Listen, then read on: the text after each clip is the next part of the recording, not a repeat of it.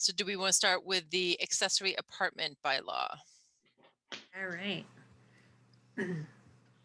Danielle, did you want to go through Michelle Tuck's?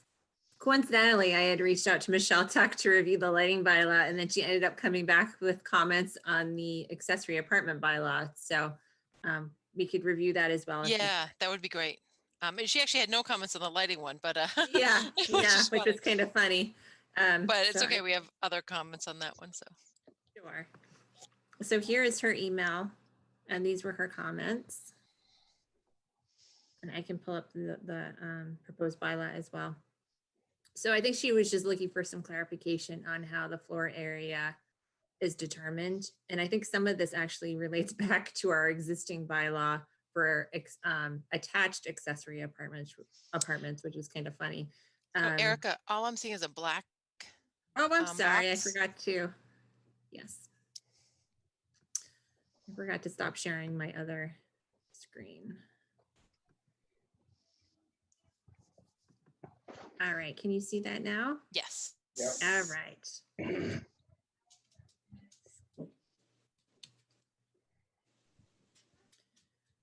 So the first one here, she talks about the 1/3 floor area, and this relates back to the attached accessory apartments. There's a requirement in there that it can't be more than 1/3 of the primary dwelling floor area. And so she's saying perhaps we should add the word aggregate to make it a little bit clearer. So that's something we can think about.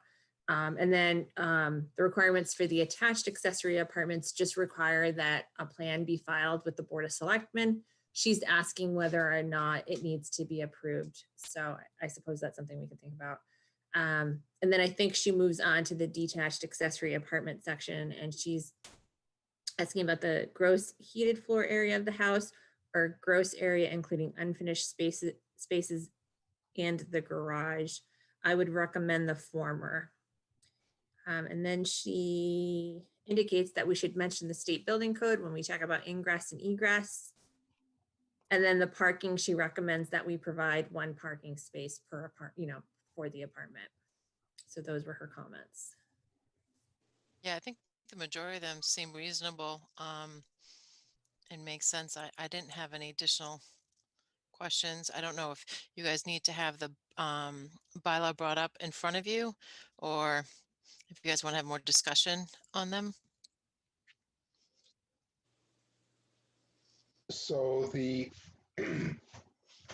floor space should be, is it 1/3 of the primary residence, or is it 50% of the primary residence? So the accessory can be,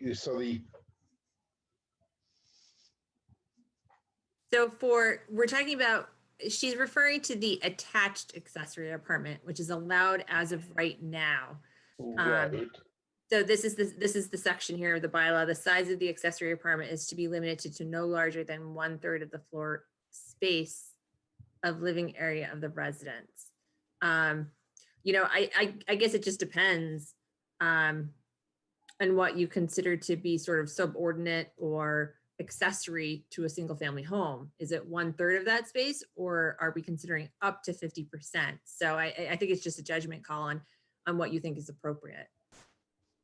I would say it's up to, right? I mean, it's not kind of what that means. It's to be limited to be no larger than, I think what we need to add here though is 1/3 of the total floor space. Yeah, I think what she's saying is we need to just clarify when we say the total floor space or the aggregate floor spaces, that it's the aggregate, heated, basically finished floor space, and that, basements and garages are not including that. And I think that makes sense.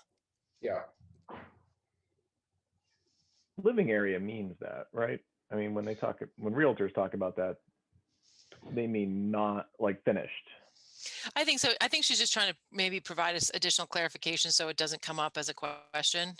But I think that just makes it a little more clear. So there really is no question there. It's the, habitable. But I mean, yeah.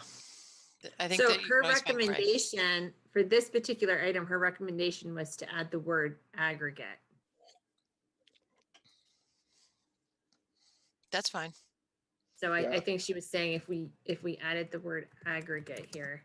the size of the accessory apartments be limited to no larger than 1/3 of the aggregate floor space of living area. Okay, well, yeah, because you're adding it's the total of it. Yep. Or Yeah. we could say total too, however you Yeah. guys would prefer to. Either word's fine. Yeah. Okay. And then the certified drawing, she's asking whether or not it needs to be approved. This hasn't been an issue, as of now. I believe they just file a plan, and then I think it gets acknowledged by the Board of Selectmen at a meeting, and that's about it. I mean, this isn't something that, the homeowner has to go before the Board of Selectmen and then they, decide whether or not to approve it. I really think that's the building inspector. So personally, I'm fine with just it being filed with the Board of Selectmen so we can keep track of our accessory apartments. Beyond that, I don't know that it needs further No, that's regulation. fine. Yeah, I agree. I with would that. leave that alone. And then we've got 7C. Gross, this is where she wanted to say heated floor area. So the gross, we should say heated floor area is what she was asking. Well, we use living area up above, so should we just use the same? The gross. See the lesser. We used floor space of living area. Yeah. Yeah, so maybe just add heated up above. I would add heated up above as well. So that way it's, yeah, a 1/3 of the Oh, wait. aggregate heated. Yeah, perfect. Yep, no, that was right. Aggregate heated floor space. Yeah, just trying to make it consistent. Yeah, no, I agree. That makes sense. And then 7F, we should defer to the state building code. I think just as required by state Yeah, building code, or which I would assume the building inspector would be would be, Yeah. yeah. enforce anyway, but Yeah, exactly. I think this particular item is sort of, it would just be kind of it's already being required, but we can certainly kind of be redundant and kind of drive the point somebody home. who's looking at this may not, may not go by the building inspector beforehand. Sure. I just want to see what we say at the top here. Because we say all applicable federal, state, and local building and health codes must be satisfied, including all bylaws of the town of Bolton. Yeah, and above we say that they need can't be occupied until it's occupancy permit issued by the building inspector. So Yeah, and I think that's a really important line item there, is to be very clear that you need to have a building permit to be able to do this. So I mean, I guess back on 6H,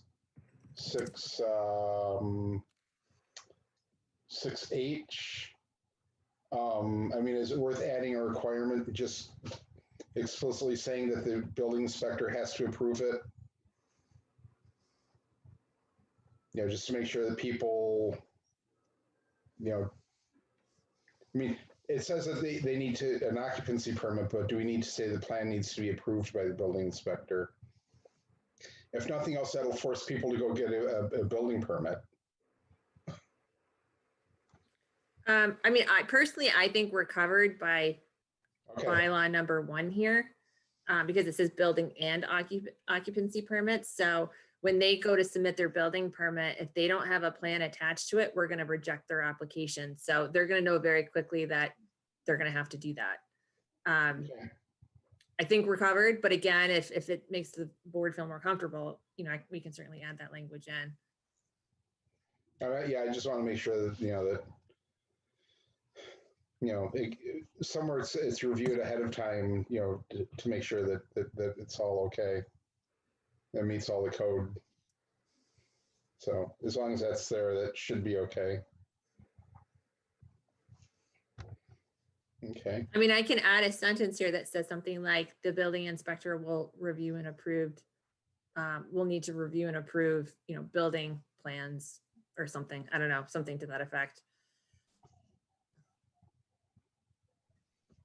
I don't know if you need it with, I think number 2 kind of covers it, right?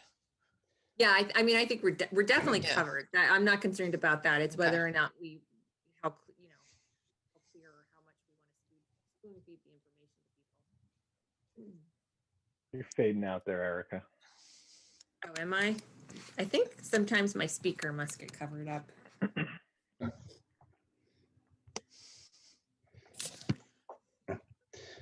All right, well, do we want to just leave this as is, or do we want to add additional clarification? 7F. It's probably okay. But then at the bottom, yeah, just as required by the state building code. Okay. And then 7G, she was just recommending that we say that one parking spot must be accommodated for the apartment on site instead of Danielle, do you adequate. mind if I just make a comment on that? Sure. The reason because I thought about that initially, I was going to put in one parking space and then I switched it to adequate parking because the fact that we're not necessarily limiting the number of people or bedrooms, we may have taken that out, I can't remember now. In case there are up to 4 people that live in that accessory apartment space, I think it's a case by case thing where if they come before us and they can show that they have sufficient property and they can have, 2 parking spaces, I don't see why we should limit them to 1. So that's kind of why I left it vague, because I really think it's case by case. Oh, I guess maybe I misread this. I thought she was saying that we should have, I recommend you say that one parking spot must be accommodated. I thought it was like meaning like a minimum of 1. So that if they wanted, I'm sorry. I may have misunderstood her email. Okay, let's see. Or at least 1. yeah, I mean, that's the way I looked at it, like saying that, although I think when you say adequate parking, I think that would imply you'd have at least 1. But I mean, you could say at a minimum, 1 parking spot shall be arranged on the premise so as not to disturb. That's the way I read it. Was, at a minimum, they need to provide 1 parking spot. I mean, if it's someone's elderly parent living there, they don't need a parking spot for them necessarily. Are we forcing them to do something with that? Well, but they could have people that, I don't know, would want to, caretakers that could visit them. I don't know. I was just thinking, I mean, I think to require So- 1 parking spot's not. And the other comment I would make relating to this is that when you look at our actual parking bylaw, we don't set requirements for residential use. So again, that was part of the reasoning for it. Let's just kind of leave it open-ended into the special permit process. But Yeah. Okay. Because what does it even mean? We're going to force them to Right. make a gravel spot or something? I don't think we should call that out. Okay.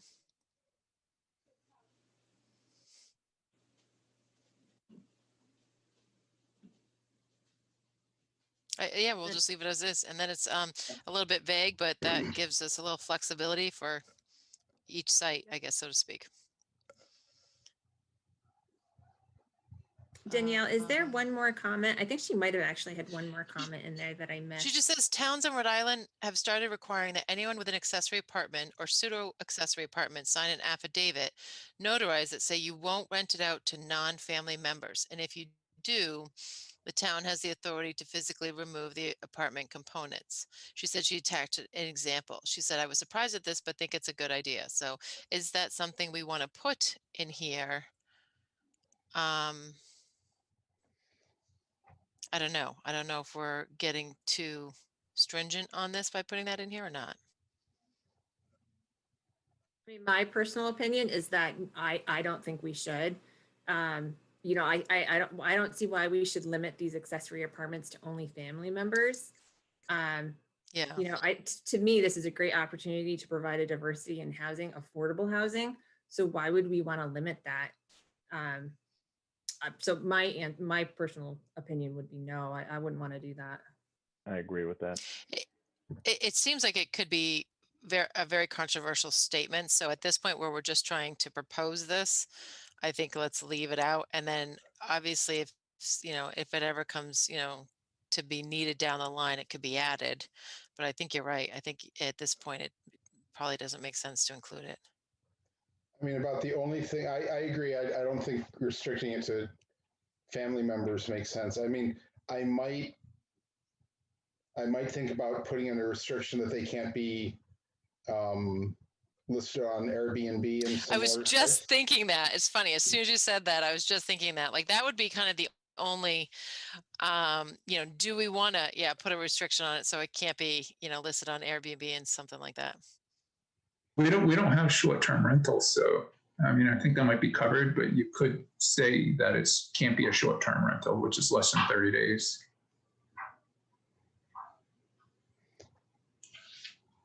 Yeah, I mean, putting something like that. I mean, I'm just, like, so if Brian's, mom decided not to live it in his barn, do we want them to be able to, rent that out as a party location?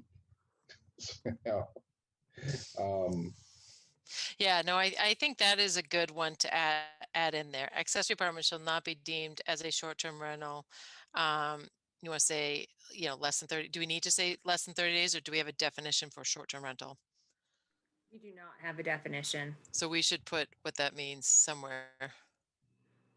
So it should go right here. So do you want me to review Board of Health or the state's definition? Yeah. Just see And what then I'll they, just add it in with that, Yeah. what they consider short term. Okay. I think I'll do that. that's fine.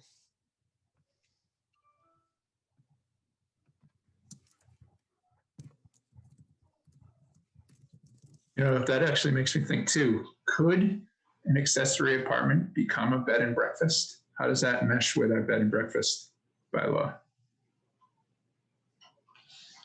No, because you have to have a certain number of like kitchens, bathrooms, bedrooms, and all that other type of stuff. So no, I don't think so. I don't know. Maybe the small one. I'd have to go back and look at it. I can't remember the less than 3 bedrooms. Like, could somebody build up an outbuilding and then make it a 3-bedroom bed and breakfast or something, or a 2-bedroom? Still only 1,200 square feet, right? Right. Isn't that what we limited to? Yeah. I don't think we need to worry about that. Yeah. That's fine. Yeah, and I thought bed and breakfast had to have a shared, a common kitchen. Yep. Mhm. Which Okay.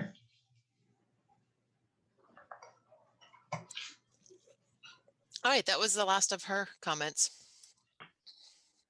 Does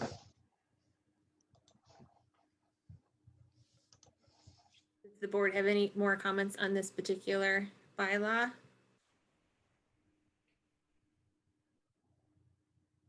I did not. So I had, at the last meeting, you had asked if, for me to sort of add bullets to the initial paragraph. So I've done that. Hopefully that's a little bit clearer. I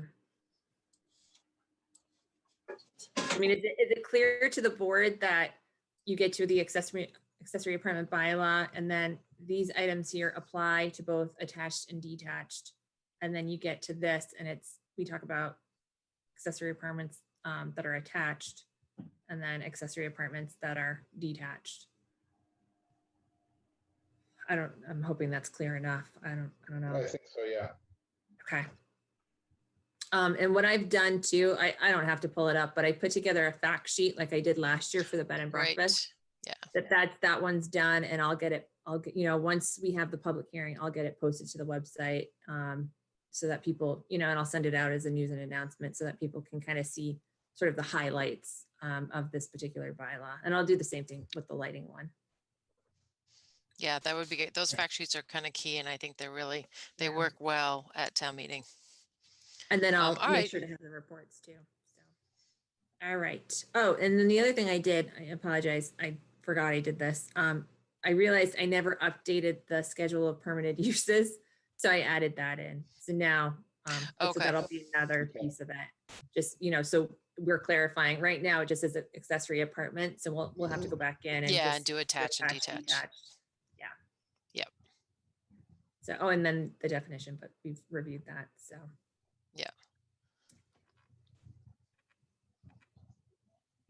This is the update to the sign bylaw. I think we're good with that, right? Yeah. I'll just change it to within 14 days or no later than 14 days. Otherwise, you're telling people they have to remove it exactly 14 days. Oh, yeah.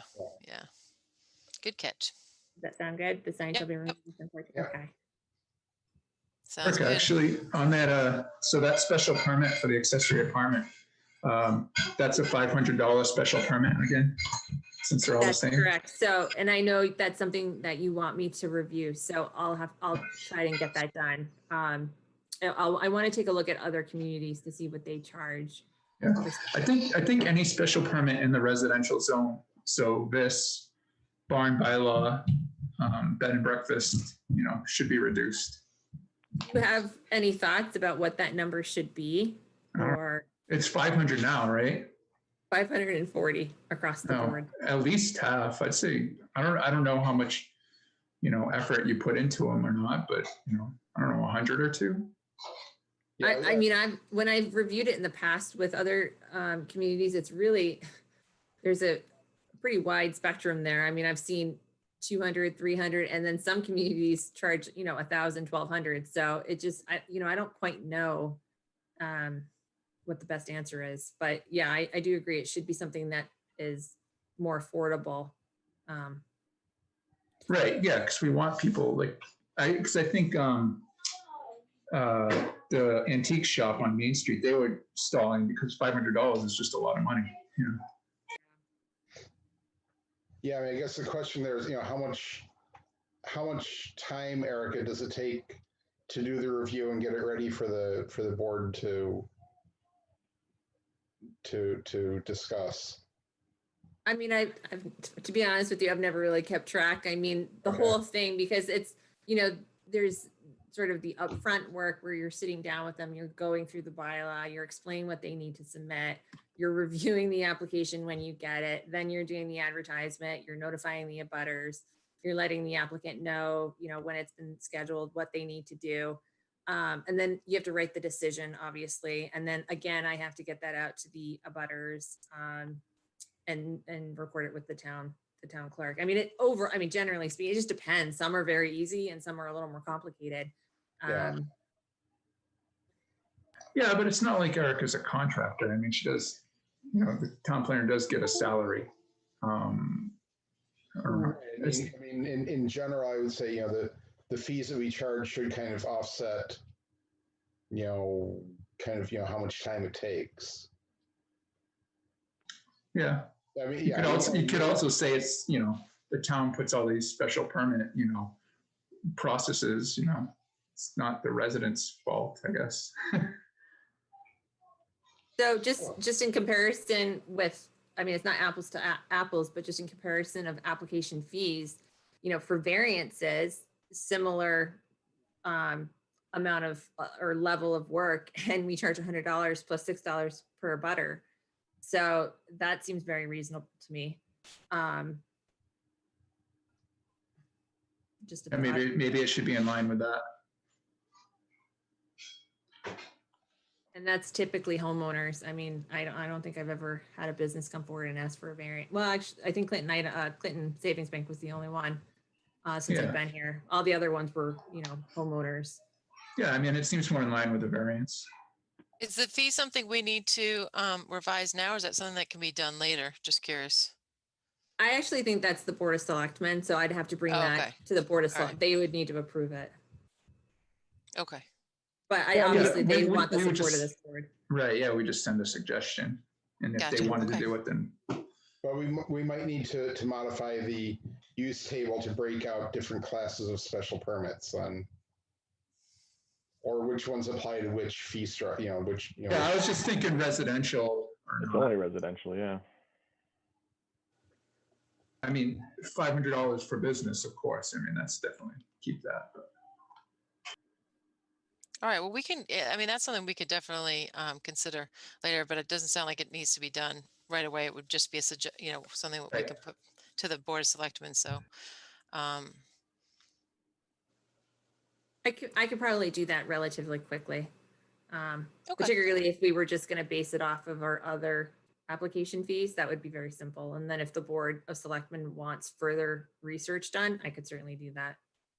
But All right, so maybe let's continue that discussion point at the next meeting, and we can see what makes sense. So we're done with the sign one. Which one's this? Okay, so the outdoor lighting. It might Nice, make sense right. if you want it, if you bring up mine, because mine has both Lumen's comments and my comments. I'm gonna zoom in. Sorry, I can't quite hear you, Erica. What was that? Did you? I was just asking if you needed me to zoom Oh, there we in. go. Okay. No, looks good. Actually, might need to zoom. Yeah, just so we can see the comments. But so I think that the first one he was just mentioning, while we're exempting single family, two family dwellings, do we have any condos or townhouses that we want to exempt as well? I would say all of those are done as a 40B or a special permit where we would have kind of architected the light anyway, or put the requirements in, and there's a homeowners association generally. So I would say no. Yeah, I agree. I think single family and two family covers it. Yeah. Okay. So this could potentially apply if in the future the board wanted to do a cottage overlay district again. So I, just to be clear, if this bylaw passes, it would then apply to a development like that. So that we're okay with that, right? I think we should put in townhouses to be exempt. I don't think that they should be required to meet these requirements. I think the intent was the single family, two family dwellings. If it's a development in the future that meets the cottage overlay type of thing that we're looking at, I don't think we want them to be constrained with this either. I don't know. What are your thoughts? I mean, where would we have? In a cottage overlay or a 40B or something with townhouses, do we want to, can control the light? I mean, where it would be a very dense development. Do we want to, and it's all planned up front. Do we want to, put some restrictions on the lighting? So with the 40B, I don't think they're exempt from that, right? I mean, they're not gonna. Not if Don't it's a have to friendly meet that. 40B, but Well, that's true. Yeah. I mean, they would have to Um, ask for a waiver from the bylaw. If there was something in there that they didn't want to meet, they'd have to ask for the waiver. Gotcha. I All right, mean, we can leave it out. Yeah. I think in terms of density, I think what we would, it'd be, yeah, I mean, it goes back to 40B again, and it would be, I think, more the rentals, which I think this would probably be a good thing for something like that. But again, because it's a Right. 40B, they can waive it anyway. All right, so for now, we'll just leave it out. We won't add any more exemptions. Number 3, so Eric and I had a conversation with the lighting specialist that I've used before in the past, and he was just adding, while we're saying applicability, it's not applicable to neon lights, mercury vapor, and searchlights. We also might want to add color changing and potentially static color lights. I definitely think color changing would be appropriate to put here. The static color lights, I mean, he may as well. What's the definition of? So a static color light is basically they have the same color on constantly, like on a building. So again, this is, commercial, business, industrial. So outside of obviously holiday lights are allowed. But if they had, something static on, the entire year. Yeah, like a red light against the side of the building or something, you're saying? Yeah. Okay. So is everyone okay with adding those 2 things in there?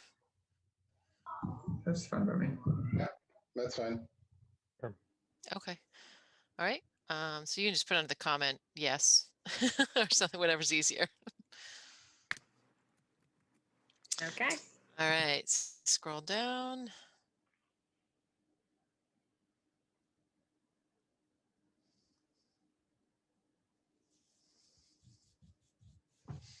So on this one, Eric and I realized that we were incorrectly using the term fully shielded luminaire when actually the definition that we have beneath it is a full cutoff. So we just need to change the wording and basically be consistent with that, because the definition that we have isn't changing. It's actually a full cutoff, where a shielded luminaire is different, and it actually can be an uplight, fully shielded, that's not cut off at all. So I think that was the clarification he gave to us.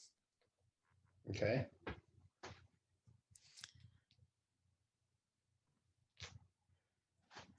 So this one on requirements for where we kind of want the foot candles to end. Typically what he's saying is he actually doesn't recommend having it have it like a 0 foot candle at the property line. And that's mainly because if you have a sign or something that's out front and you're trying to get people to kind of come into it, which typically businesses or commercials or even industrial would have, it's very hard to light that sign and have nothing go across the property line. Just because you're usually right near the property line. So he says what he's seen, which is reasonable, is to have, that 0 be at 10 feet beyond the property line, but not to have it at the property line. So I thought, he said 10 or 20, but I thought 10 seemed reasonable.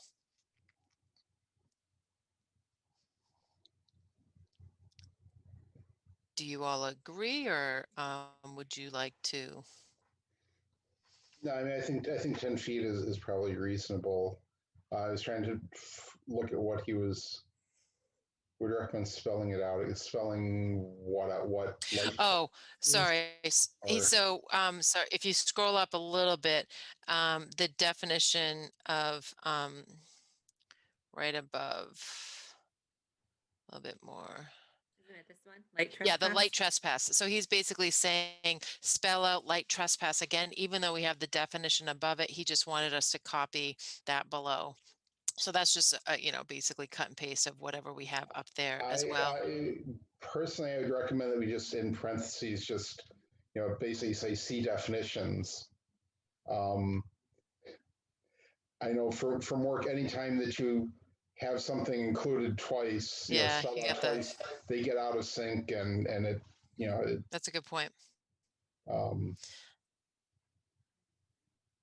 No, that's fine. So maybe we can just say, yeah, see definition of light trespass, and the shining of direct light produced by luminaire beyond the boundaries. So it sounds like we need to just expand the definition of light trespass to include Yeah, that. because we could just say and no no farther than point or 10 feet beyond the past the property line. And then I think we're fine. We can delete the thing under number 2. What does he say? FC foot candle, 0 FC. I think you got cubic feet, but that's okay. Oh yeah. Jeez. What is wrong with me? There we go. No. Oh no, we still have cubic feet. You want FC foot Oh, candle. I did it again. Oh my God. I'm sorry. That's okay. Yeah, 0 foot candle. You could say in parentheses. I mean, you could just kind of copy what he's got. 0 FC horizontal 10 feet past the property.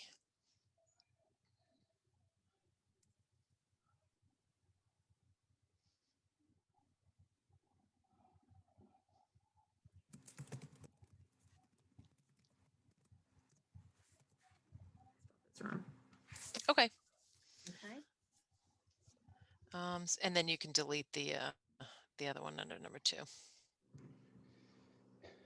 Yeah, I'm not completely sold on the wording in number 1. Just, in a few years they'll come out with something better than LEDs, and are we locking into a specific technology?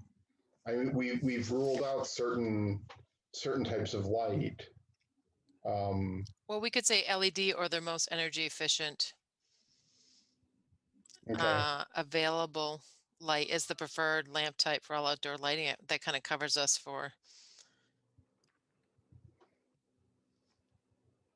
LED or better energy efficiency, or yeah. something.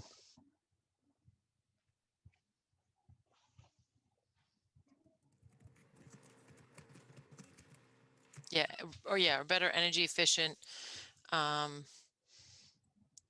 lamps. Yeah, you can say are the preferred lamp type for all outdoor lighting applications. Yep. Well, I think that covers us for the future if stuff comes out. Although you're not restricting anything, you're just saying No, it's just that it's this is our preferred. preference. I mean, it's a weird thing to have in there, I guess, because you're not saying lights must be LED or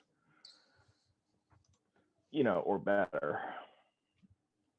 I'm not even sure why you put it in there if you say it's our preferences for this. I think I added it. Oh, sorry. Go ahead. I was just gonna say, I think I added it because we're a green community and we're headed in that direction in regards to just trying to make everything more energy efficient. So if you look at all of the green community projects that we're advancing, we're updating all of the lighting in our municipal buildings to LED. So it seemed appropriate based on that. But at the same time, I felt like it might have been too restrictive to say they had to use LED. So I don't know. I'm fine either way if we take it out.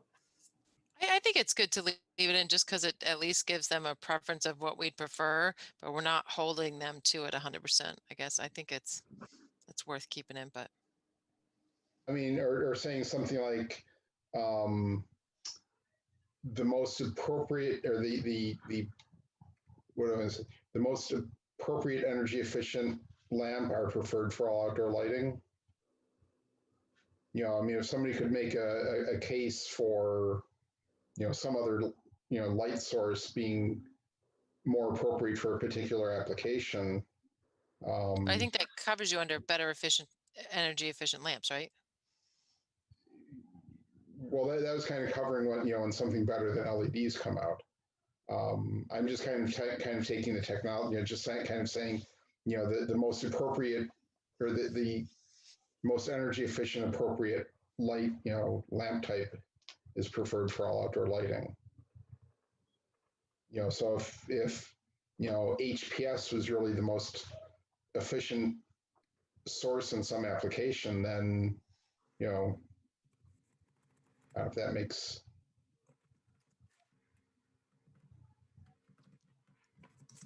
I guess I would, I don't know, by saying the most energy efficient lamp type, you kind of are cornering them into. Well, again, it's still preferred. Yeah. Or the most energy efficient appropriate lamp type. Or, Well, could you I just, yeah. You're just going to say take out LED, take out the most. Just start with energy efficient lamps. Energy efficient lamps are the preferred type, something like that. Yeah, I think you're right. Keep it simple. Yeah. So energy efficient lamp types are the preferred. Or just energy efficient lamps. Thank you. I knew I was at a wrong word there. Get rid of lamp type. Energy efficient lamps are preferred for all lighting applications. There we go. We got it. Can you tell English is not my strong suit? Okay. All right. Down to number 3. Oh, sorry. Did someone have something else? No, I didn't mean to send us down a rabbit hole there, but yeah. No, I agree. Yeah, it's you don't want to hold yourself to something that's well you said LED, and next thing you know they're coming up with something else. So I agree. No, that's good. All right. Number 3 is pretty straightforward. It's just we need to change anywhere it says fully shielded. We'll just change it to fully cut off. Number 4 was just Eric and I thinking that number 4 just might need to be moved above just for logistics because we talked about other exemptions up there. So that was just a formatting. Number 5.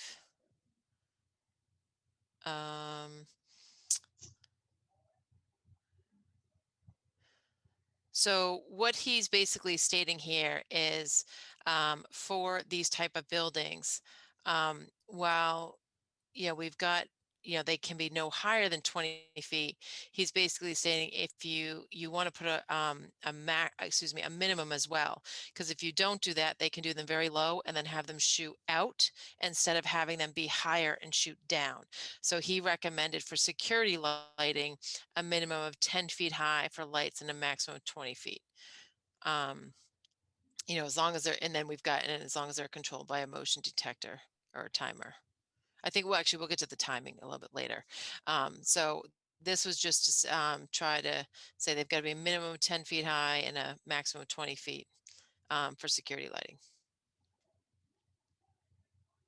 Any concerns, questions, comments?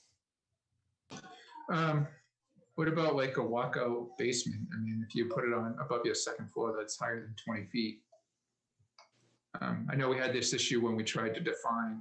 So this how isn't high for this isn't for residential though. Oh, that's true. That's true. Never This mind. is just Yeah. for business, commercial.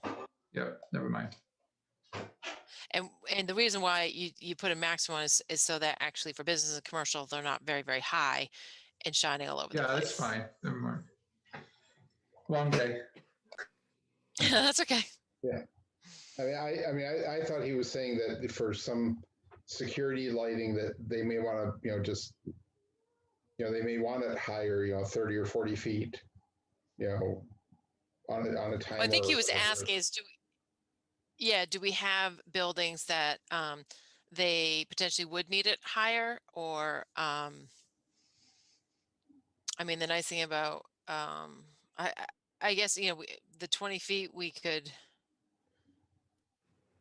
There's a limit to, I think 30 feet high for buildings, but what do we want, like in the parking lot? So parking lots are different. These are attached to the exterior of the building. So this is not in the parking lot. These are number 6 is the next one that talks about on the pole. So this is all that are attached to the building. So I think in our town, 20 feet is probably fine. I guess do we want? I'm just thinking like if future electronics. I forget who's in the Paragon, or if they wanted to put some lights, along the, some security lights along and put them kind of, right along the roof line, shining down into the parking area.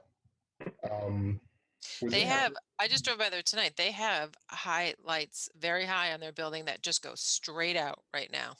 Okay. Well, I'm not saying that that's good. I'm just, but I'm just saying, but so if they came in and they wanted to do something and this bylaw kicked in, would they have to move those, halfway down the building to meet the 20 feet? How high is their building? Well, let me ask you this. Is there something, because I know I've dealt with this before, where you have like a lighting engineer, if that's a thing, where someone comes in and gives you like a diagram of both day and nighttime of the foot candles and stuff. Yeah, where they I almost want to say like a lighting engineer. Is that something that is? Yeah, so further down, we actually require a photometrics plan, and actually we're very specific about what that photometrics plan needs to include. So that is part of the requirement. So I guess what you're getting at, James, is why are we having a 20-foot requirement if it's really the foot candles we want to be looking at? Well, not only that, but also the right lighting, the right lamp, so to say. I mean, we just had a comment about LED or whatever it was. If we have like I know there's such thing as like a lighting engineer, if you will, where they have to have their input into, or should we have? Yeah, that's actually, I think, one of the other ones further down where they actually talk about, are you talking about like color and stuff like that and how it's going to appear? Color spread, yeah, lumens, everything else like that, where you have someone that knows how light shines, or Yeah, what. so that's gotcha. So that is further down, and we can get to that in just a minute. So I think what you're getting at is, yes, that's all in here, and it is all kind of noted for what a lighting engineer would need to submit, or sometimes it's the manufacturer that does the photometrics, but we actually added at the very end specific requirements for what needs to be on the photometrics plan, so that it's very clear, what we're getting speak. So I think, but in this one, and so maybe to your point, this isn't necessarily, maybe this is being too cumbersome because we do have these additional requirements further down, that kind of get to all the stuff you just talked about. So maybe we just list a minimum of 10 foot high for lights, and we don't list a maximum. Okay. Because All right. because I think you're right, with all the other requirements that we have down below, if they meet those, then where does it really matter how high they have it up? Thank you. Yes, exactly. Yeah, I mean, we're already requiring the full cutoff, so does Exactly. Yeah. Yep. does it matter whether it's 5 feet or 45 feet? I think the only reason why I liked the minimum of 10 foot high is so that they're kind of putting it, not at the ground type level, where it can spill out. But I don't know, maybe we just delete this one entirely, number 5.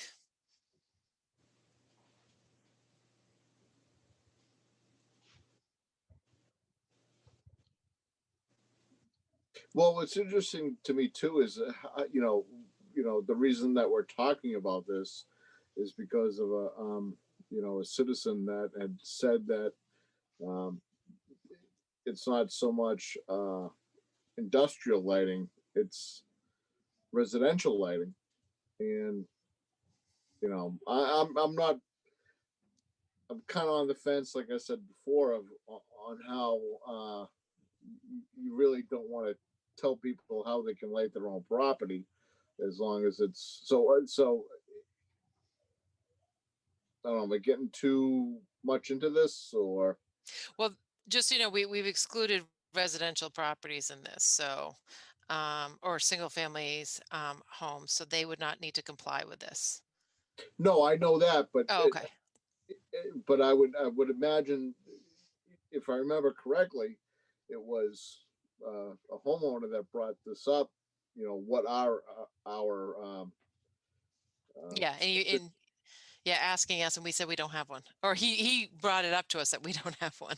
right, Yeah. right. So I mean, it's a good thing that we're looking into this. I think it's great that we are. I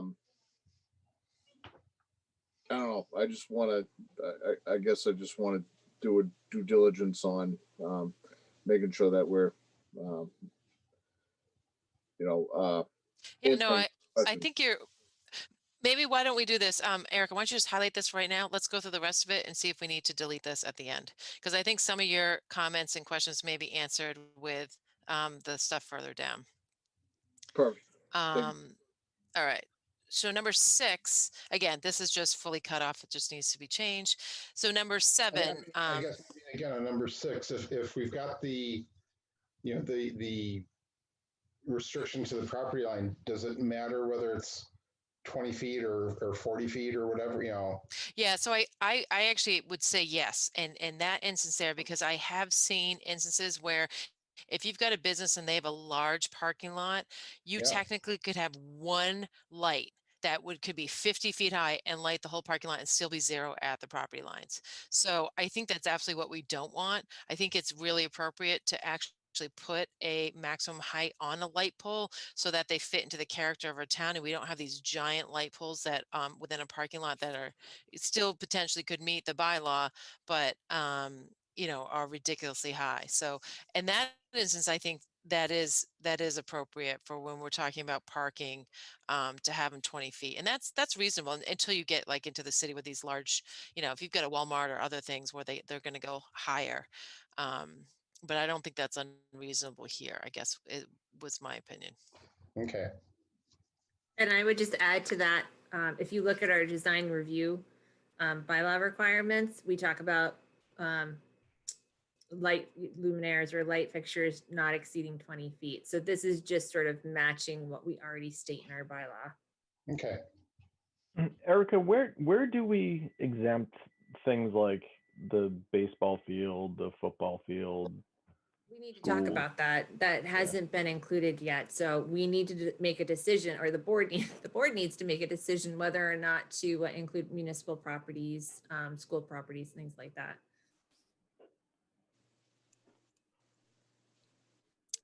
Okay, before we get to that Okay. one, let's go through this. So number 7, I think it's pretty straightforward. It's just saying that all outdoor lights shall be shut off between, shall be shut off between 11 p.m. and 6 p.m. with the exception of security. However, he brought up actually a very good point that we don't need them to be on 100% of the time from 11 p.m. to 6 a.m. They can be motion censored, which again, going along with this green community, this, dark sky and stuff like that, especially in this area. So I think we should add, for security lights, requiring motion sensors for securities during the 11 p.m. to 6 a.m.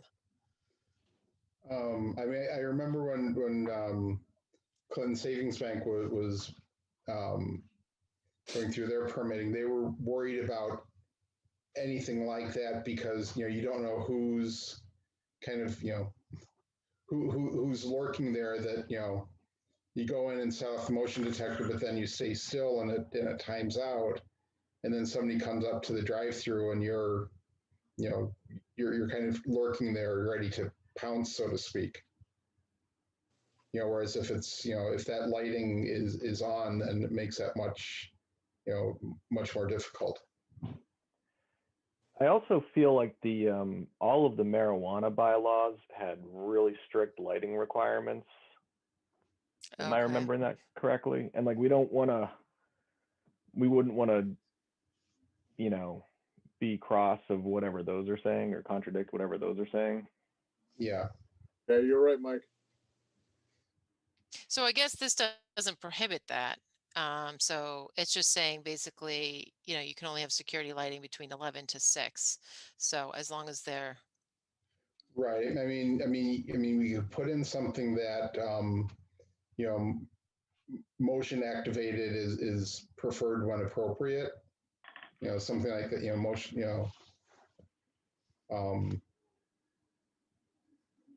I mean, at that point, I would say we could probably just leave it out and maybe, because this is through,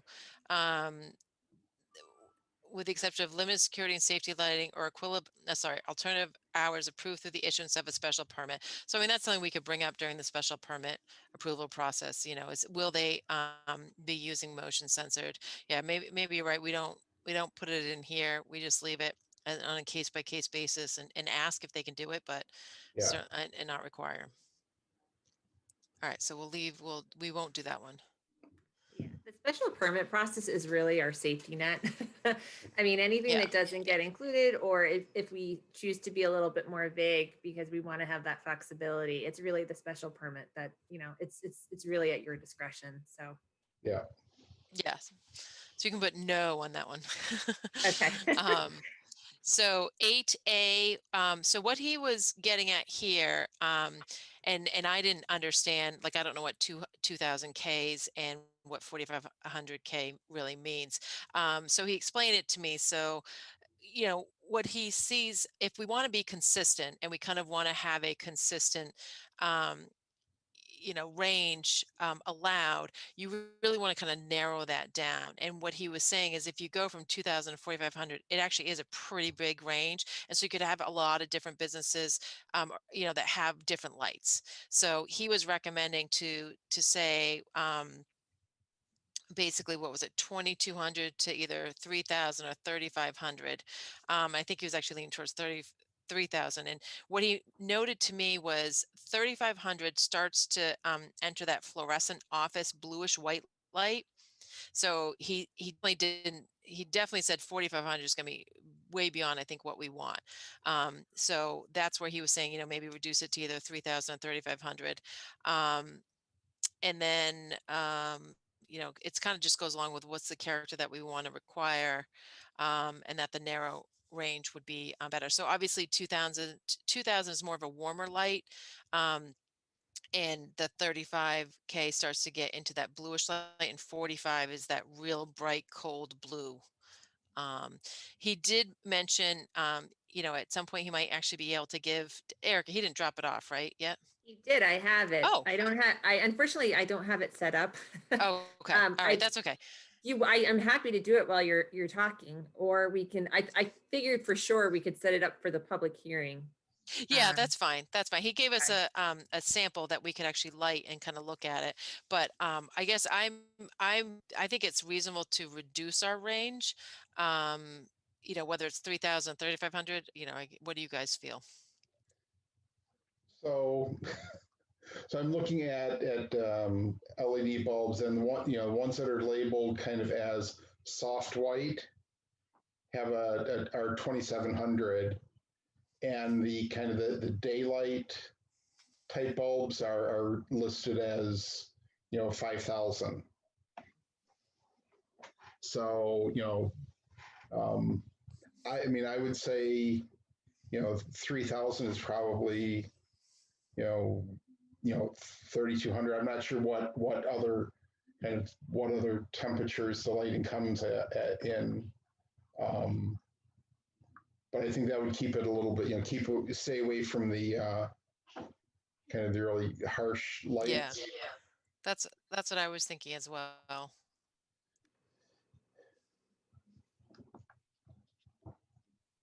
So I mean, yeah, I was thinking the range either 2,000 or 3,000 or 2,000 or 3,500 seemed reasonable.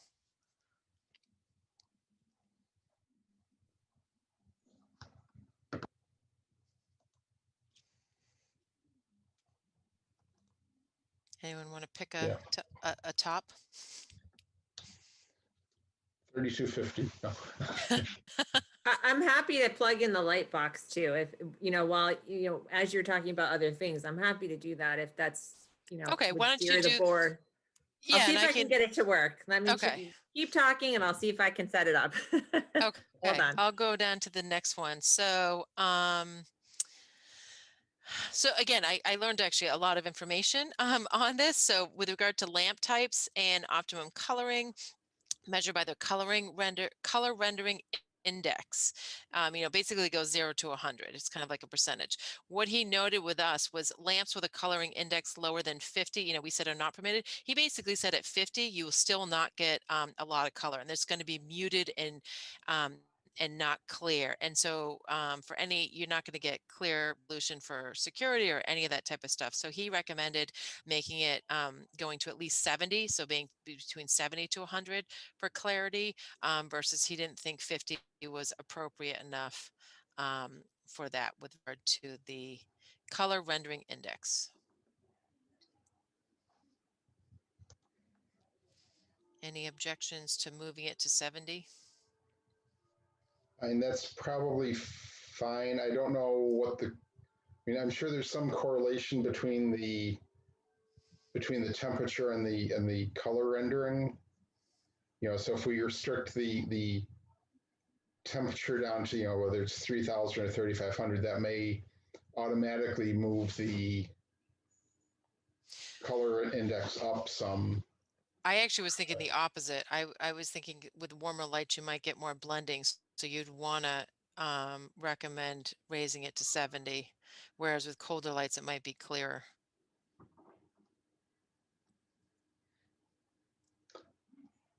Don't know. But yeah, but I'm not an expert. So I guess I kind of went with his recommendation on that one. Yeah, Danielle, I have the box set up if you want if the board wants to take a look at the color temperature. Sure. I have no idea how this is going to translate over Zoom or if it's really going to work. But all right, so the first one I will turn on has a color temperature of 3,225. So that's sort of in the range that we're talking about. Okay. He doesn't there's not one in here at 3,500 or 3,000. So this is sort of what we got here.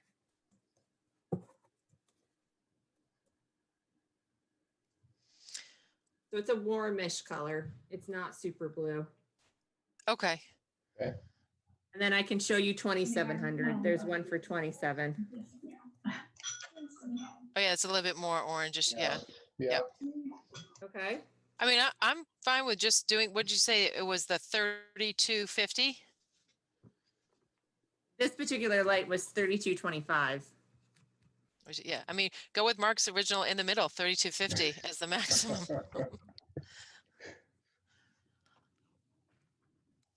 I think that seems okay.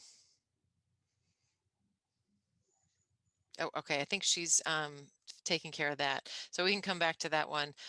Do we want to accept moving this up to 70 or keep it at 50?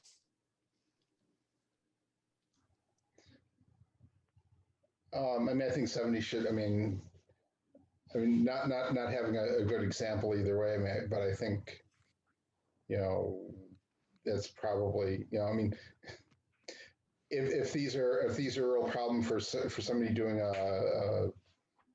doing a plan, they're gonna, ask for a waiver on it anyway. Yeah, So, yeah. And I mean, this is again for business, commercial, industrial. So I don't think Yeah. it should, I don't see that as a hardship. So, yeah. okay. So we'll so Erica, bumping up to 70 is a yes. And did I hear any objections to going to 3250 for the A? No, I don't hear anything. So, Well, I think the only thing sorry. I'd say about using 3250 is that's not I don't think that's a number that they come in, is it? I've only always seen them as like 3300 or like whole Well, the 100. one she just had was 3225. Oh, okay. So All right. this is an actual, yeah, lighting. It looks like it's a company that does lighting. So I would think it does, if that's, Okay. No, that's fine then. So 3225. I think it's at 3250, but Yeah. Okay. kind of right in the middle. Yeah. The next one we actually already answered, number 9. We already talked about the color changing, and it's just we needed to, I think, format that up above, right? Yep. Yeah. So that one we've already covered. Scroll down.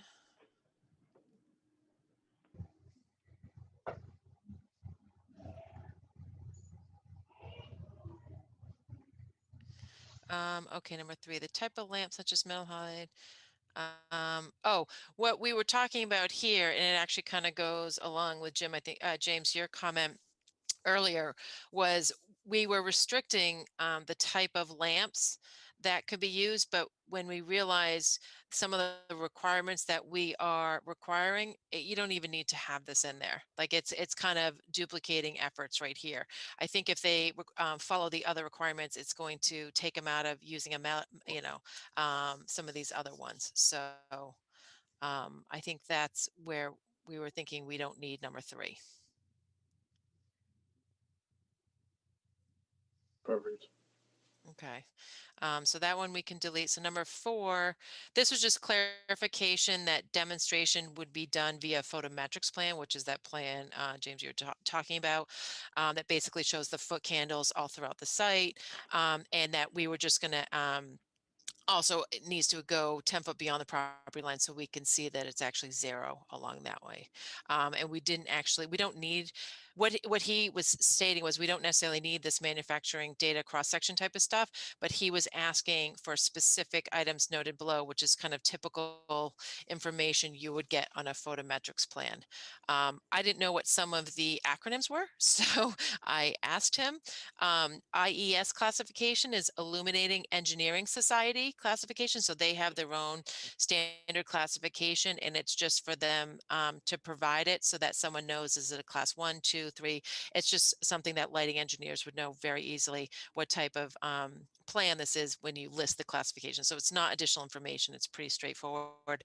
And then the bug rating is backup, light, and glare rating. So you learned something new tonight. So these all, again, he said it wasn't anything cumbersome. This is just kind of standard stuff that it gets everyone on the same playing field when they're submitting a photometrics plan with these requirements. So we're always going to kind of get the same thing that we're going to be reviewing. Awesome. And that's it for the lighting one. Did anyone have any additional questions, comments, concerns about the lighting one? No, So I think we need to go back to number 5 there. Oh yeah, which one? Oh, here we go. Yeah. So now I guess, sorry, if you go back to the highlight one, Eric, yeah. I guess the question is, do we feel with everything else that we've got in here, do we need this requirement?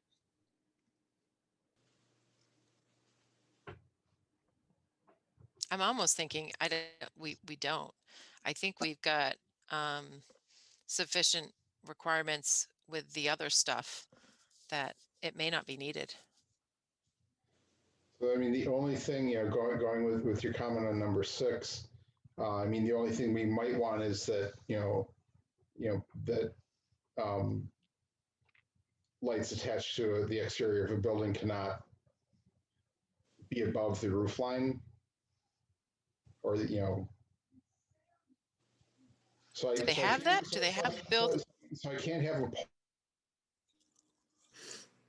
like a pole pole that's more attached than to 20 the feet coming out of above the, gotcha. but I attached to. That would be kind of weird. Yeah, but people can get overly creative at times. Yeah.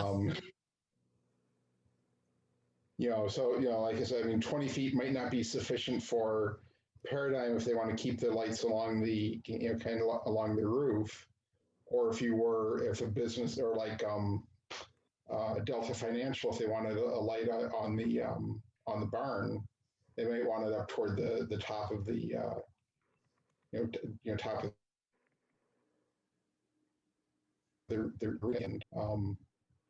But they still have to be fully cut off. It still has to be full cut Yeah. off and everything else. Yeah.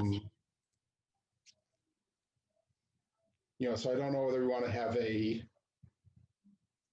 does it matter how high above it is, how high above grade it is, or is it that we don't want it to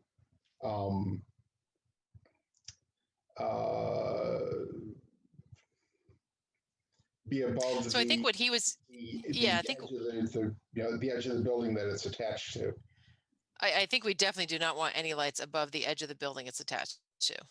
I've never seen that before, but that doesn't mean that it doesn't exist out there. I think what he was getting at this one is by requiring a minimum of 10-foot high, you're going to avoid trying to have it low and go out horizontally. You're going to have it more higher and it's going to go down. And I agree with that. I just think with some of the other additional requirements we have, I don't know if it's necessary to reiterate that. Maybe it is, or maybe Mark, we could just say the luminaire attached to the exterior of the building or structure or area of lighting shall be mounted no higher than the ridge line. So that it's clear nothing can be above the ridge line. Above the ridge line or above the side of the building it's attached to.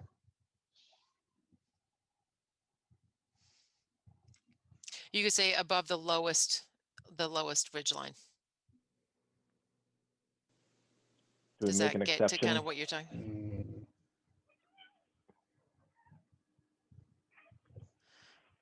And we could add our, special permit clause here. I don't know. I mean, I think it would be very rare to have someone want to put a light attached to a building that's above this. And because this is all going through the special permit process, I'm almost thinking, I don't know if we need this. I mean, we could just make it really generic and just say that it's at the discretion of the special permit granting authority. Yeah, maybe that's just. Luminaire attached to the exterior of a building or structure for aerial lighting shall be mounted at a height at the discretion of the special permit granting authority, or something to that effect. Maybe not even mounted. Yeah, I think there should be a designated height, and if thereafter, if it's something that they want to go for a special permit, then they should be able to do that. It's like, well, okay, so James, maybe with that, maybe we just say between minimum 10 feet and 20 feet, or at the discretion of the planning board, meaning if they're outside the 10 to 20 feet, they just have to get approval from us. Yeah. That makes it, yeah. Then it gets a range of where we want it. They're clear with that, but it can be outside of it without having to ask a variance. They just need the planning board to permit it. Yeah. And I would just add, Erica, I would add in the 10-foot minimum. So you can just do the comment on the right to say yes, if, and then by the discretion of the planning board, we've covered them to allow it outside of it, whether it's above or below. Got it. Yeah, I'll fix that. Okay. All right, I think, were there any other comments on the lighting bylaw? Sports fields and school. Oh. Oof. I mean, the easiest thing would just be to exempt those now. So Yeah. I was heavily involved with the lighting project at the baseball field. So, we only talked to Parks and Rec and Board of Selectmen when we did that project. I mean, we went out of our way to have very energy efficient LEDs, and they're all, pointed downwards. Like, we specifically designed that project, to be minimal light pollution to people. But that was just us. Like, we just kind of did that. We have no plans to light any other fields right now, but it could happen on the bigger baseball diamond, the Babe Ruth diamond there. Like, if the school ever wanted to replace its lights on the football field, the high school, I don't know what the process for that would be.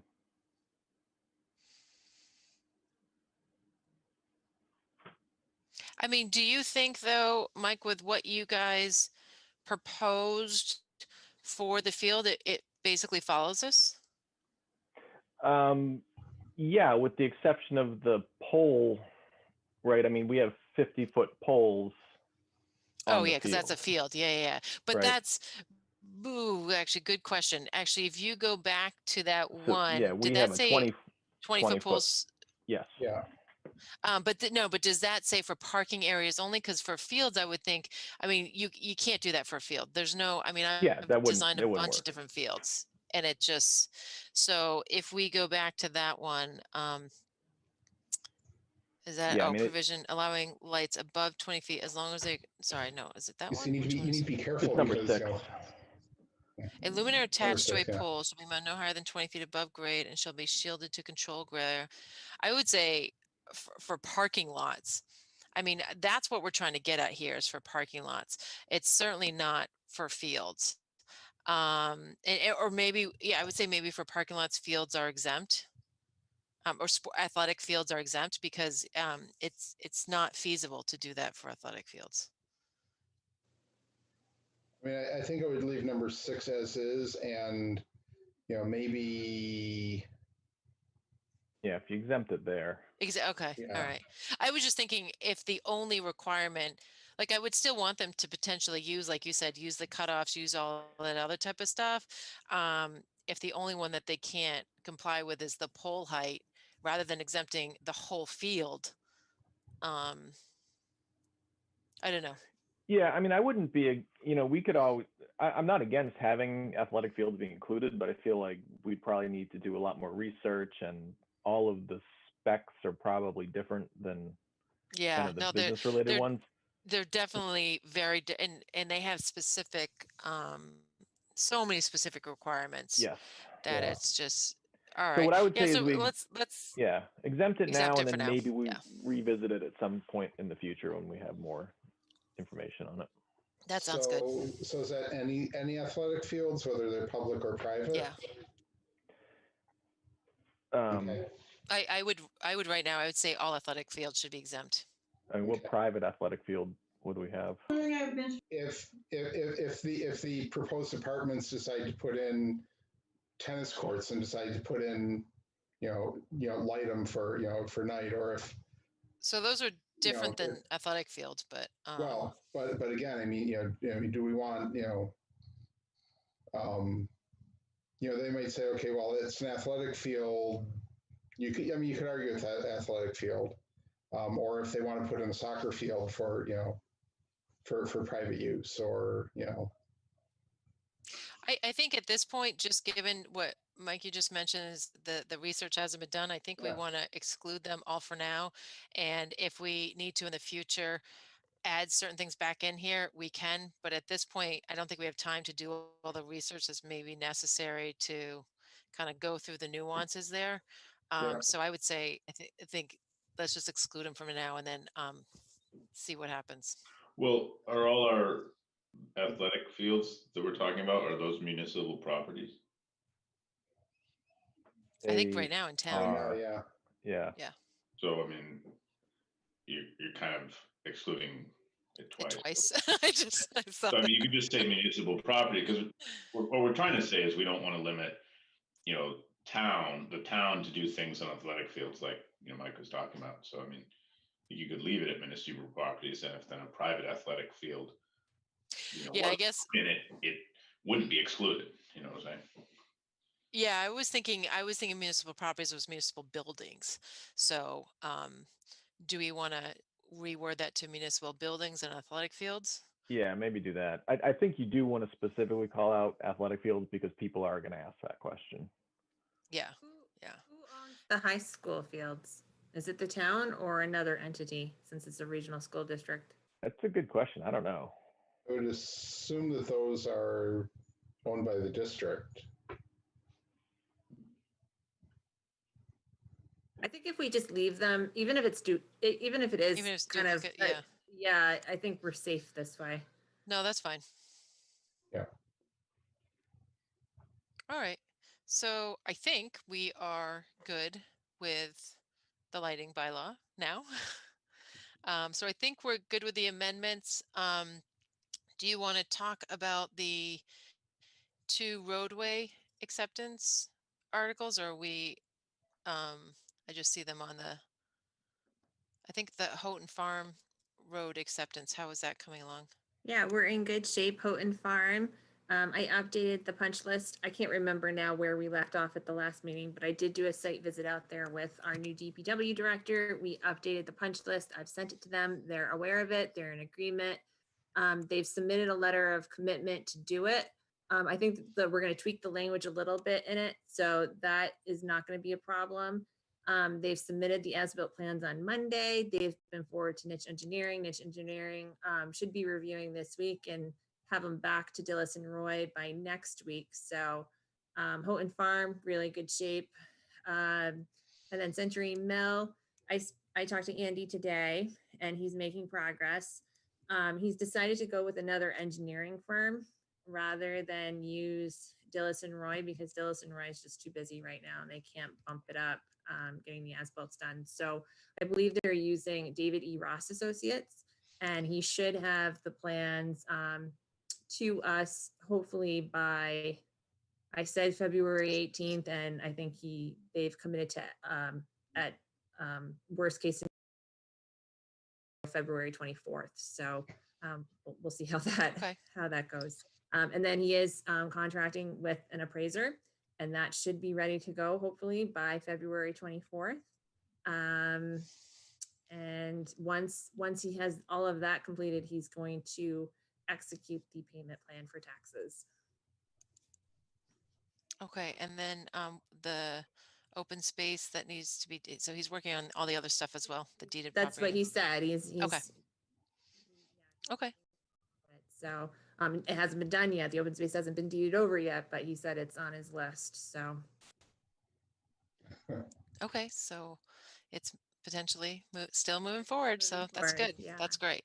All right, that pretty much sums up the articles. I didn't miss anything, Erica, right? On the articles? That's No? everything. Yeah. Okay. So we just have some admin stuff. Do we want to review the RFQs for peer review services tonight, or we want to wait till, I think you said you were going to get a list of a bunch of them, right? And I know we got 2 in. I have 3 now. Places Okay. Associate submitted theirs today. So the only company I'm waiting on is Niche. And I think the board's I think at this point you understand the level of service that they provide. So it's really up to the board. If you want to wait and have, the qualifications from Niche, we can wait, or you can review all the others tonight. Up to you. I guess what I wanted to ask is, does the town okay with like entering an agreement with a couple different firms so that we've got them kind of on standby. So when we have peer reviews, we've got 2 or 3 that we can reach out to. Because I mean, a lot of times, firms go through stuff where they're swamped and maybe someone else isn't. I would hate to just have one firm. Oh, yeah, on s- that my intention for this process is to give the board ultimately a short list of firms that have been sort of pre-qualified. And then based on the project that we received, maybe there are a lot of wetlands on the property and we want a firm that has more experience dealing with wetlands, or maybe there's a transportation issue and we want a company that can provide that service. So I want to give the board flexibility on who we pick as the peer reviewers. So the intent here is to pick, a handful of qualified firms and then just case by case, pick, who's the best to do the job. I like that approach a lot. I think that sounds good.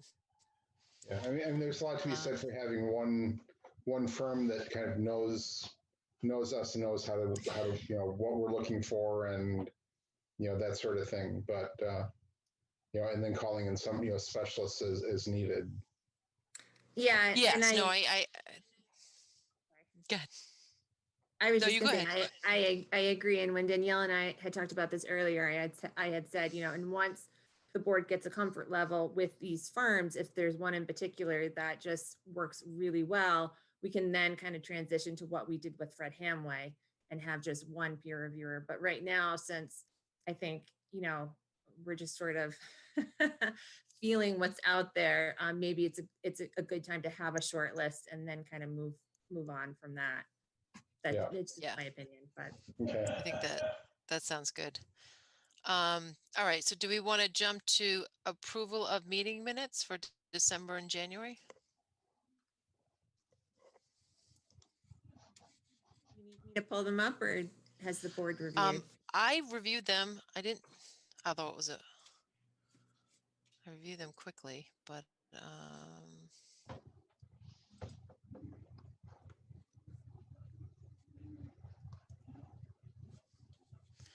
does anyone have any comments on them?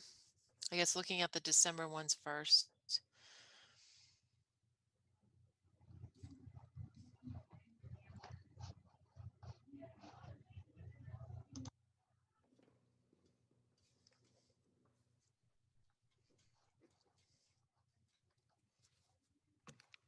So for the planning board minutes for Wednesday, December 9th, 2020, does anyone want to make a motion to approve those? Or are people still reviewing? I will make a motion to approve the planning board minutes from Wednesday, December 9th, 2020. A second? Mark, did you second? Yeah. Okay. All right. Great. Thanks. I can tell Erica, do you want to? seconding or Oh, no, I was asking. I can't second, but I was just asking asking if for you one, were so. second. Okay. Yeah. And then Erica, do you want to actually, should we do the January ones and just accept them all at once? Sure. I will make a motion to accept the planning board minutes from Tuesday, January 13th, 2021. Second. All right. And Erica, if you can do a roll call for all those in favor? Danielle Spicer, Chair. Aye. Michael Gore, Vice Chair. Aye. Peter Driscoll. All right. Eric Nyland. Aye. And Mark Sprague. Aye. All right. Those pass unanimously. Next thing is to appoint Sharon Sheppard to the Master Plan Steering Committee. So what do we, Erica, do we just need to make a vote on that, or how do we? Yeah, just a motion. So Sharon Chappelle, I believe she's on Bolton Local, which is a grassroots group that I think works on a lot of sort of energy reduction type initiatives. And she's going to participate in the Master Plan Steering Committee. I think she's going to provide a lot of her efforts towards the climate change and those. Oh, great. Excellent. I will make a motion to appoint Sharon Sheppard to the Master Plan Steering Committee. Is there a second? Second. All right. Second. All right. And a roll call for all those in favor. Danielle Spicer, Chair. Aye. Mike Gore, Vice Chair. Aye. Peter Driscoll. Aye. Eric Nyland. Aye.